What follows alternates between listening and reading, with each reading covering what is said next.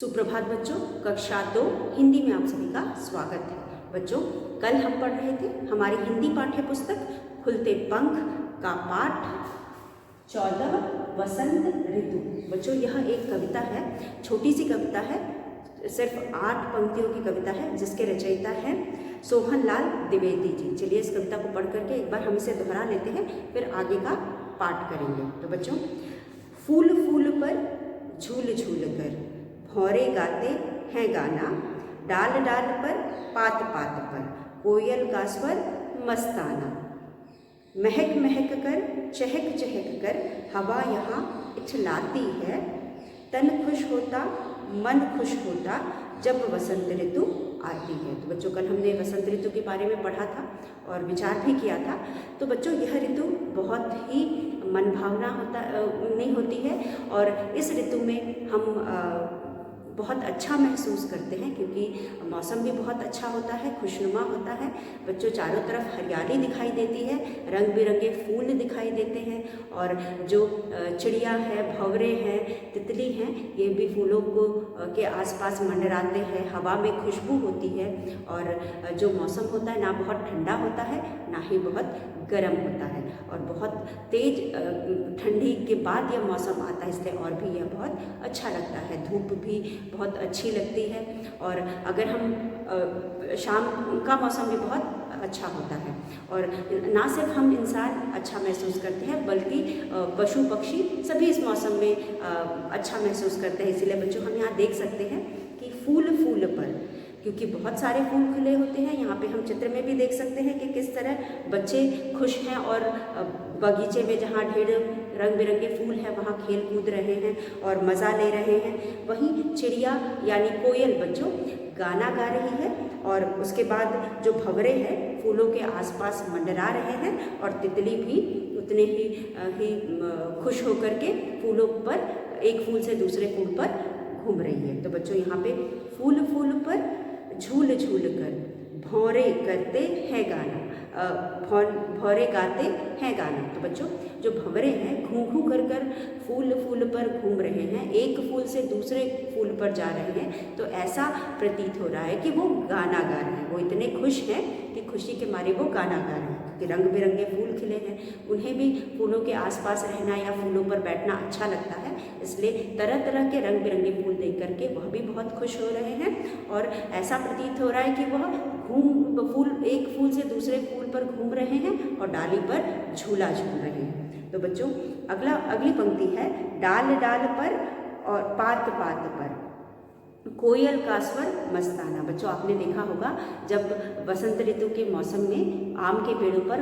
बौर आती है, फिर बौर से ही फल बनता है। तो यहाँ पे जो बौर होता है वह बौर के समय एक तरह की खुशबू होती है उन आम के आसपास, तो उसकी वजह से जो कोयल होती है वह भी आकर्षित होती है और आम के पेड़ में अक्सर आपको बौर आने के बाद कोयल दिखाई देगी और गाना गाते हुए आपको वो जब उसका सुर इतना मीठा होता है या सुरीला होता है कि हमें ऐसा लग रहा है कि वो गाना गा रही है और उसके गाने में भी मस्ती है, मतलब वह भी इतनी खुश है कि जो वो गाना गा रही है वह मस्ती भरा लग रहा है। उसके बाद महक महक कर चहक चहक कर हवा यहाँ इठलाती है। जो हवा है उसमें आम के बौर के या फूलों की महक है, उसके बाद तरह तरह के फूल तो खिले हैं उनकी महक है। इन सब महक की वजह से हवा भी बहुत अच्छा हो गया है, खुशबूदार हो गया है, जिसकी वजह से उसके में भी इठलाना, वो भी इठलाने इठला रहा है यहाँ पे और मतलब नखरे दिखा रहा है। बच्चों, क्या सही में हवा या तोता या भंवरे ऐसा कुछ कर रहे हैं? ये सब कवि की सोच है। जो कवि इस तरह से सोच रहा है उनको ऐसा लगता है कि ये सारी चीज़ें हो रही हैं, लेकिन यह बिल्कुल सही है कि मौसम उस समय बहुत खुशनुमा होता है, हवा में भी खुशबू होती है क्योंकि तरह तरह के फूल खिले होते हैं। सरसों के पेड़ में पीले पीले फूल होते हैं। अगर आप सरसों के खेत देखेंगे तो देखिए बहुत ही खूबसूरत लगता है, क्योंकि पूरा पेड़ हरा होता है और ऊपर से पीले पीले फूल लगे होते हैं। उसके बाद तन खुश होता है। यह सारी चीज़ें देख करके हमारा तन और मन बहुत खुश होता है, हम बहुत अच्छा महसूस करते हैं। और बच्चों, हम ये भी जानते हैं कि यह मौसम त्योहारों का मौसम होता है। एक बार त्यौहार खत्म हो चुके होते हैं, फिर जब बसंत शुरू होता है तो फिर से त्यौहार एक लाइन से त्यौहार भी शुरू हो जाते हैं।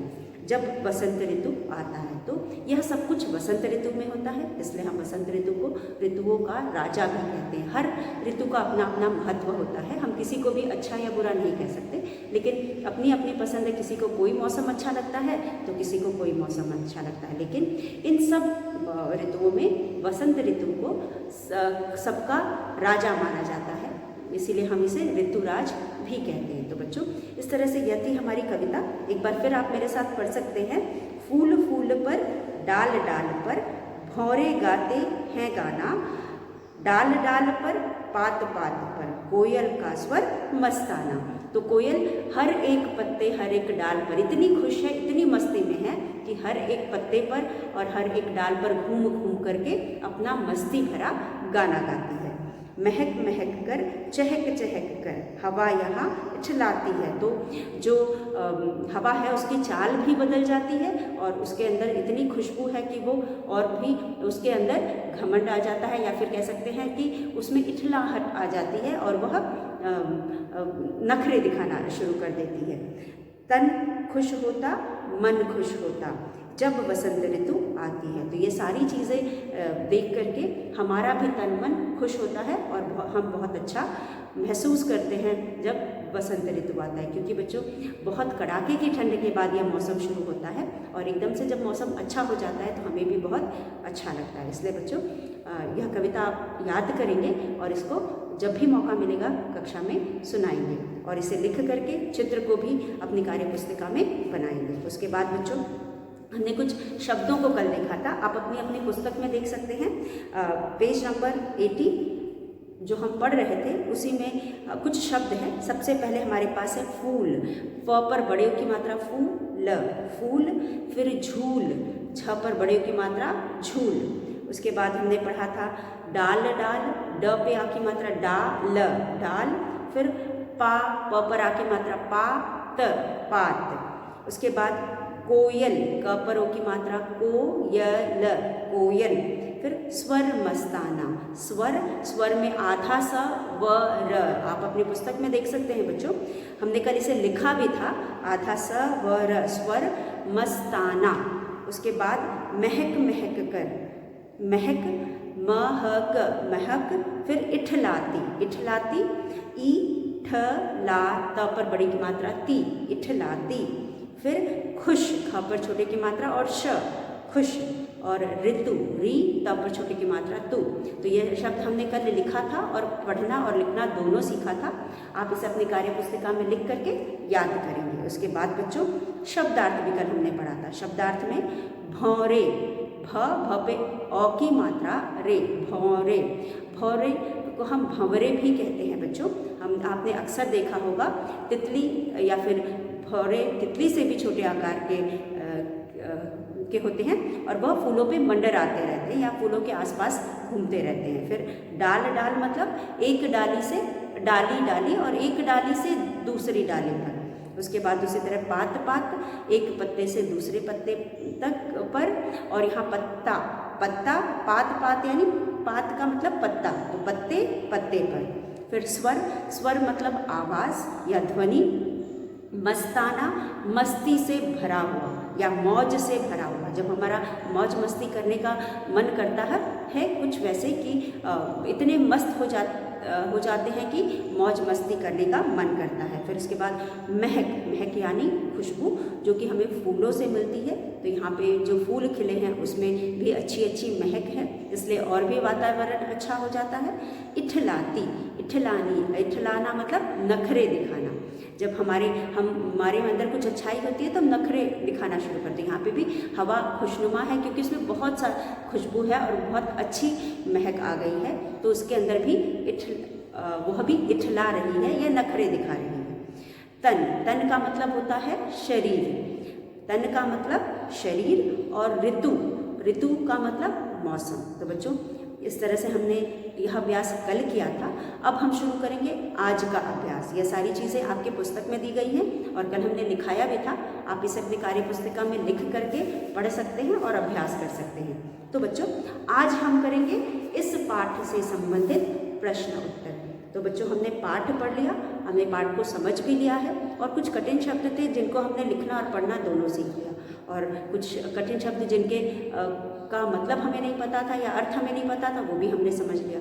इसलिए अब आपको प्रश्न उत्तर करने में कठिनाई नहीं होगी। तो चलिए हम करते हैं। तो हमारा पहला प्रश्न है बच्चों मौखिक। जैसा कि आप जानते हो मौखिक का मतलब होता है पढ़ करके या सुन करके समझना। तो यहाँ हम इन प्रश्नों को पढ़ करके और सुन करके भी समझेंगे और लिखेंगे भी, क्योंकि हमें प्रश्न उत्तर अपने कार्य पुस्तिका में करना होता है। तो इन प्रश्नों के उत्तर दो। तो बच्चों पहला प्रश्न है वसंत ऋतु आने पर भंवरे क्या करते हैं। वसंत ऋतु आने पर भंवरे क्या करते हैं। तो बच्चों वसंत ऋतु आपने पाठ पढ़ा और समझा भी कि वसंत ऋतु आने पर भंवरे क्या करते हैं। जो भंवरे हैं बच्चों, वसंत ऋतु आने पर भंवरे एक फूल से दूसरे फूल पर घूमते हैं या के पर मंडराते हैं और झूला झूलते हैं। तो बच्चों वह एक फूल से दूसरे फूल पर घूमते हैं और झूला झूलते हैं। तो आप लिखेंगे वसंत ऋतु आने पर भंवरे फूलों पर झूल झूल कर गाना गाते हैं। तो आप लिखेंगे वसंत ऋतु आने पर भंवरे फूलों पर झूल झूल कर गाना गाते हैं। तो बच्चों जो भंवरे हैं फूलों पर मंडराते हैं, तो हमें ऐसा लगता है कि वह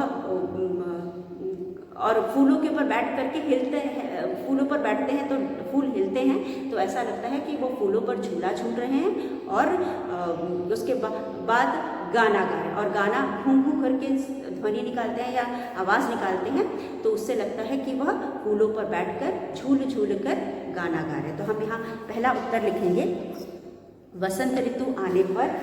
हमारा पहला है तो मौखिक, लेकिन हम इसको लिखेंगे मौखिक का मतलब होता है लिख करके या बोल करके समझना। मौखिक पढ़ करके या सुन करके समझना। तो हमारा पहला प्रश्न है मौखिक एक। बच्चों मौखिक है लेकिन हम इसे भी अपने कार्य पुस्तिका में करेंगे। और प्रश्न है इन प्रश्नों के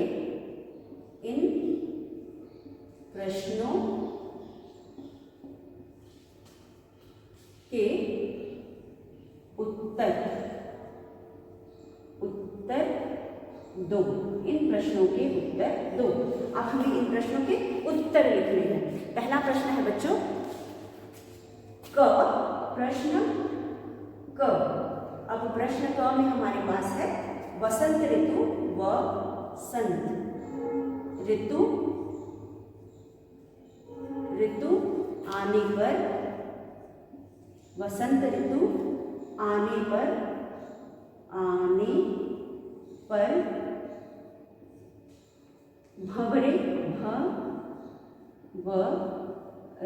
भंवरे क्या करते हैं। क्या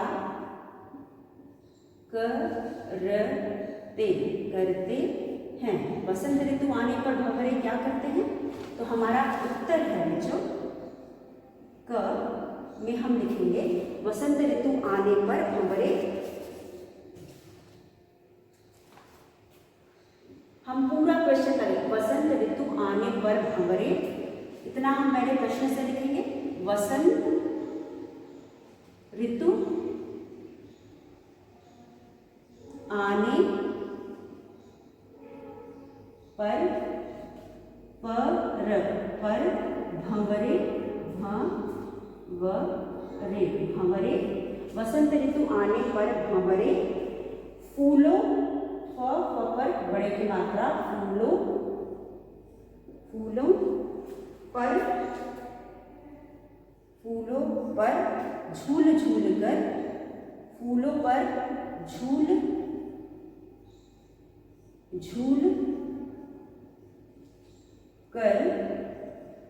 पर झूल झूल कर गाना गाते हैं। वसंत ऋतु आने पर जो भंवरे हैं फूलों पर झूल झूल कर गाना गाते। बच्चों आप यहाँ पे देख सकते हो पहली पंक्ति जो है फूल पर झूल झूल कर भंवरे गाते हैं गाना।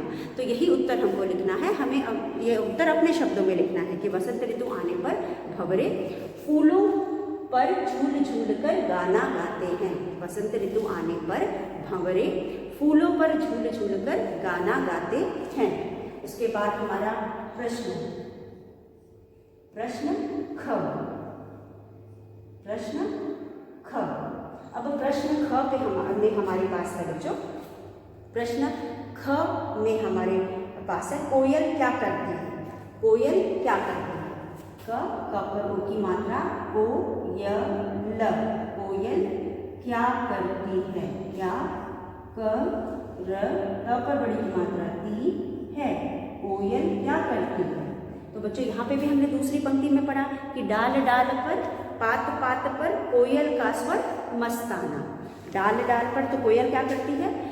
कोयल डालियों और पत्तों पर बैठकर मधुर स्वर में मस्ती भरा गीत गाती है।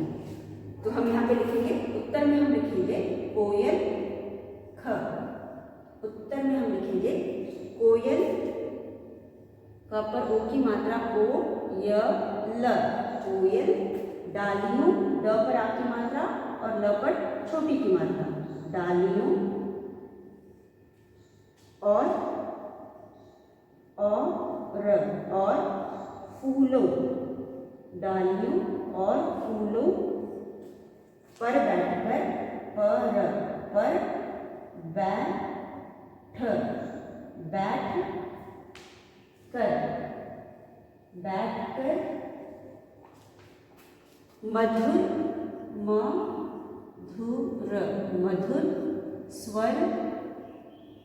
मधुर स्वर में गाना गाती है। मधुर स्वर में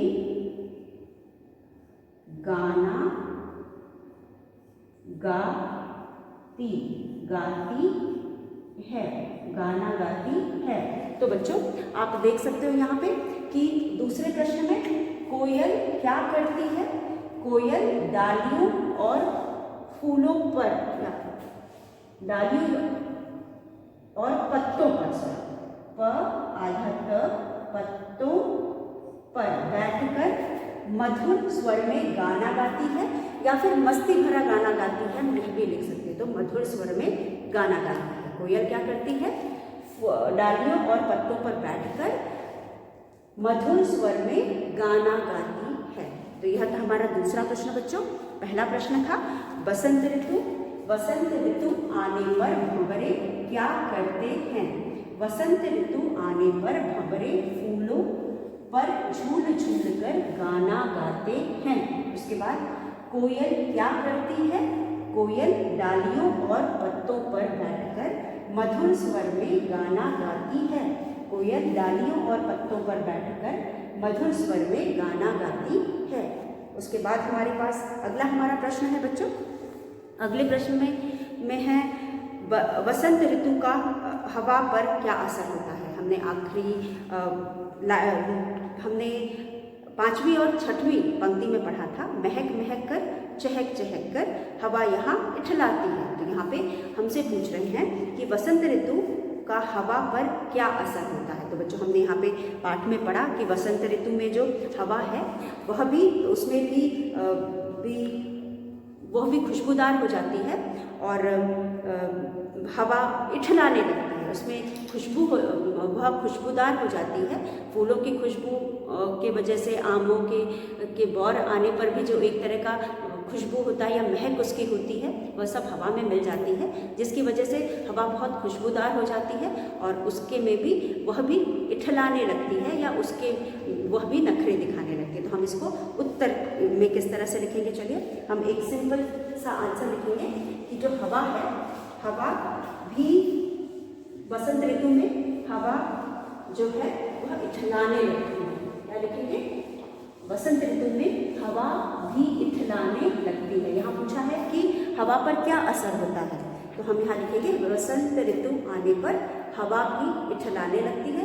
क्यों इठलाने लगती है ये हमें पता है, क्योंकि वह भी खुशबूदार हो जाती है, फूलों के या आमों के बौर की महक उसमें आ जाती है, जिसकी वजह से बहुत खुशबूदार हो जाती है और वह नखरे दिखाने लगती है या इठलाने लगती है।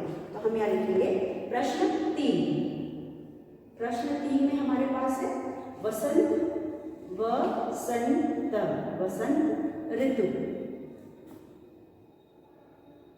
ऋतु आने आने पर, वसंत ऋतु आने पर, या फिर वसंत ऋतु का हवा पर, वसंत ऋतु का हवा पर क्या असर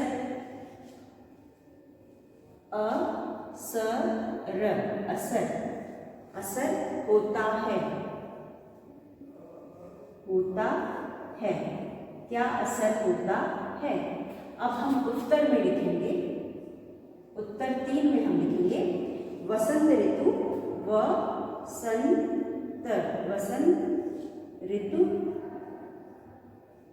ऋतु आने पर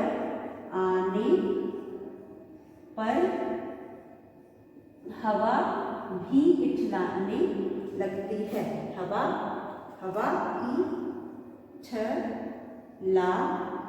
इठलाने लगती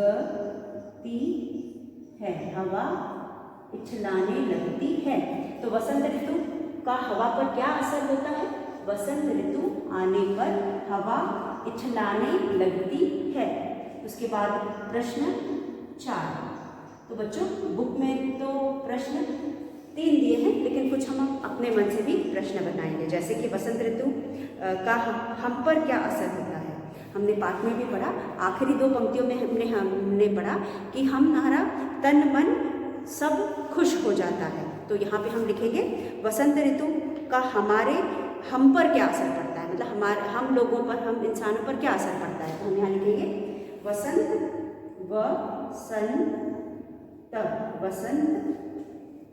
ऋतु का हम पर क्या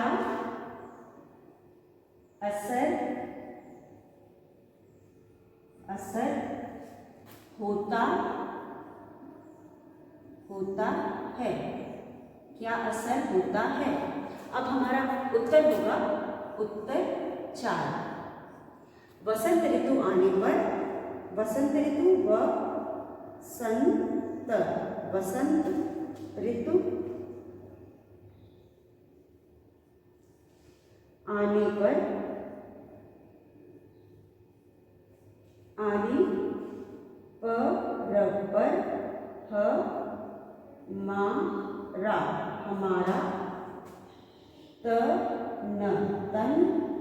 हमारा तन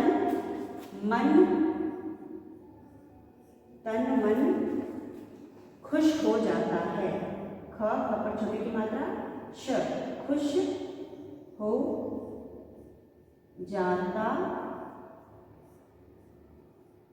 है।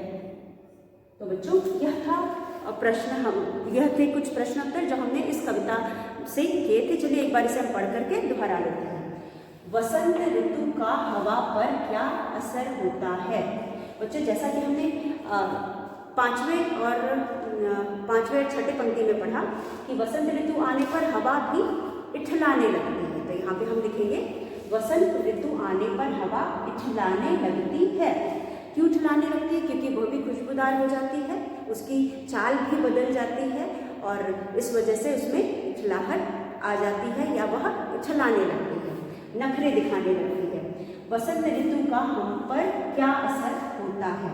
तो बच्चों वसंत ऋतु का हम पर भी असर होता है।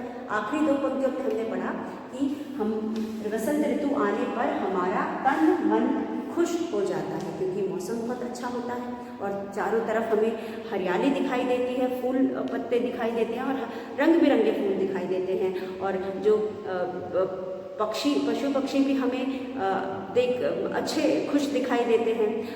पेड़ों में बौर आ जाती है, जिसकी वजह से एकदम माहौल ही बदल जाता है और हमें तन मन से भी हमें बहुत अच्छा महसूस होता है। इसलिए यहाँ हमने लिखा है कि हम तन मन से खुश हो जाते हैं। तो बच्चों यह था प्रश्न उत्तर। हमारा अगला अभ्यास है बच्चों पढ़ो और समझो।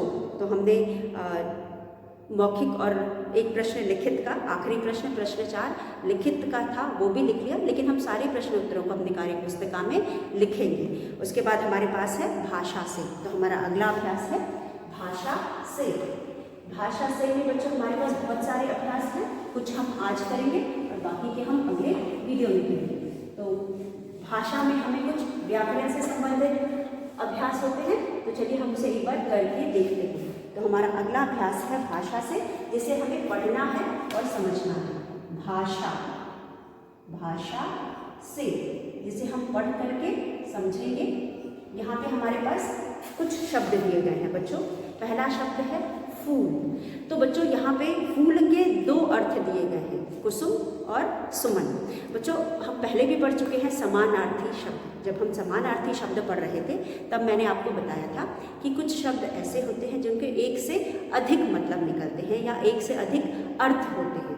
तो इन शब्दों को हम पर्यायवाची शब्द कहेंगे। तो यहाँ पर भी जो शब्द दिए गए हैं उनके एक से अधिक मतलब दिए गए हैं, मतलब 2-2 मतलब दिए गए हैं या 2-2 अर्थ दिए गए हैं। जैसे कि यहाँ पे है फूल।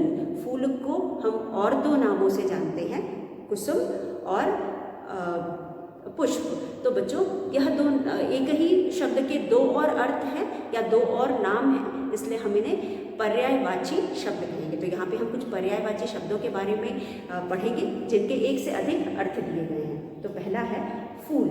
तो हम इसे पढ़ेंगे और समझेंगे। तो हमारा शीर्षक हेडिंग है पढ़ो और समझो। पढ़ो और समझो, झ पर उनकी मात्रा झो। तो ये है हमारा अगला विषय, पढ़ो और समझो। इसमें हमें पहला शब्द दिया गया फूल। फूल को हम और 2 नामों से जानते हैं, वो है कुसुम और पुष्प। इन सभी शब्दों का अर्थ फूल है बच्चों। हम फूल को कुसुम और सुमन के नाम से भी जानते हैं और पुष्प भी कहते हैं। इसके अलावा एक और इसका अर्थ है पुष्प। तो पुष्प का मतलब होता है फूल, कुसुम या सुमन। उसके बाद भंवरे। भंवरे बच्चों हमने पाठ में भंवरे शब्द पढ़ा था। भंवरे को ही हम भंवरे और भ्रमर भी कहते हैं। तो भंवरे को ही हम भंवरे भंवरे या भ्रमर भी कहते हैं। उसके बाद हवा। हवा बच्चों, हवा आपने अगर कहीं कुछ कविताएं पढ़ी होगी तो कहीं कहीं हवा को वायु या पवन भी लिखा पढ़ा होगा, और इन सब शब्दों का अर्थ एक ही निकलता है, हवा यानी वायु या पवन। उसके बाद आखिरी है तन। तन का मतलब शरीर भी होता है और तन का मतलब काया भी होता है। तो यहाँ एक ही शब्द के कई नाम दिए गए हैं और सारे नामों का एक ही अर्थ होता है, इसलिए हम इन शब्दों को पर्यायवाची शब्द भी कह सकते हैं और समानार्थी शब्द भी कहते हैं। ऐसे शब्द जिनके अर्थ एक समान हो, और यहाँ पे एक से अधिक दिया है इसलिए हम इसे पर्यायवाची शब्द भी कह सकते हैं। तो यहाँ पे हमारा पहला शब्द है फ।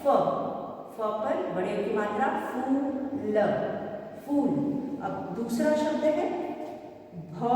भ पर अ की मात्रा भरे, भरे, भरे। उसके बाद तीसरा हमारा शब्द है हवा, हवा। और चौथा शब्द है बच्चों त और न, तन। अब बच्चों फूल को हम कुसुम यहाँ दिया है तो हम वही शब्द लिखेंगे जो यहाँ दिया हुआ है। क पर छोटी की मात्रा कु, स पर छोटी की मात्रा सु, म।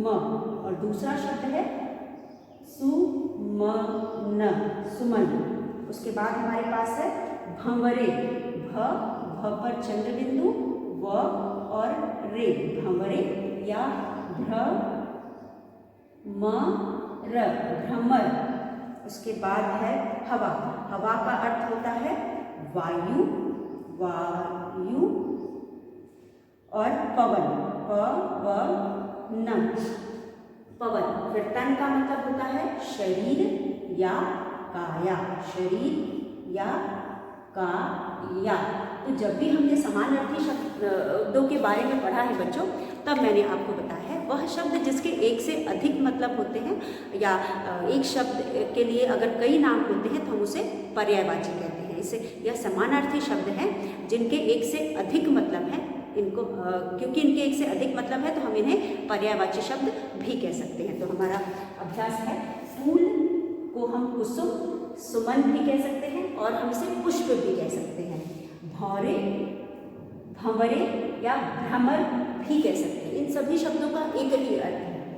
हवा, वायु, पवन, हवा को हम वायु और पवन के नाम से भी जानते हैं।